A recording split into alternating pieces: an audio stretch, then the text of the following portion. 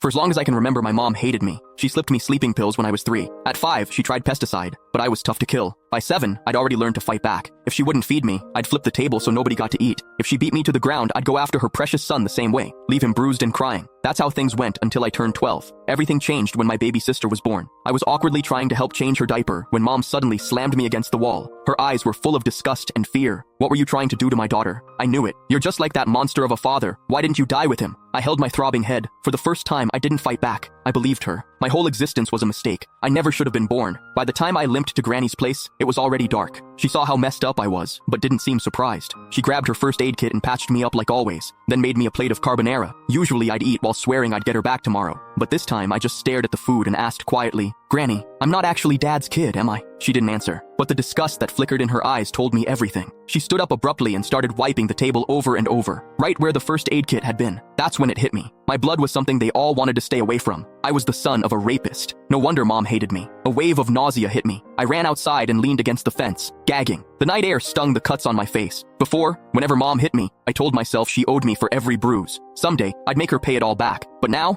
I couldn't even look her in the eye. I didn't stay at Granny's. She didn't come after me either. I just wandered the streets with nowhere to go. That's when I spotted a family outside a restaurant. They were celebrating someone's birthday, all smiles and laughter. The woman in the middle was probably the mom. She looked so happy that I instinctively stepped back. Last year, on mom's birthday, she'd smiled just like that until she saw me. The second I walked in, her smile vanished. Pure disgust replaced it. Back then, we had to write an essay called My Mother. I wrote that mom was a heartless villain. My teacher dragged me to her office and lectured me for the whole period. I barely heard any of it. All I remembered was her saying, "No mother in this world would ever stop loving her child." I believed her. I saved up money from collecting recyclables and bought mom a birthday cake. All I wanted was a hug, the same kind she gave my brother, Casper, but her cold expression felt like a knife to the heart. I felt like an idiot, standing there with that stupid cake. Anger took over. When no one was looking, I caught a couple of frogs from the garden and hid them in the cake. I can still remember her scream when they jumped out. Back then, I felt a twisted satisfaction. I thought she didn't deserve to be a mother. I thought she had it coming. But now I knew the truth. I was the one who didn't deserve anything. Just existing had hurt her. As I watched that mom smiling through the restaurant window, I made up my mind. This year, for mom's birthday, I'd give her a present she'd actually be happy with, one that would set her free for good. I decided to die. Once that thought took hold, my steps felt lighter. I even started planning how to do it without causing trouble. Something clean, with no mess left behind. But before I could go through with it, a patrol officer spotted me and brought me home. Mom answered the door. As it shut behind us, I stared at the floor, unable to meet her eyes. Her voice cut through the air like ice. "Why didn't you just die out there?" I almost snapped back, but I bit my tongue. Still, I couldn't stop myself from asking, "What would you do if I really did die? Would she feel even a little sad? If you've got the guts, go ahead. I'd throw a party." She walked straight into my sibling's room and shut the door. I stood frozen in the living room.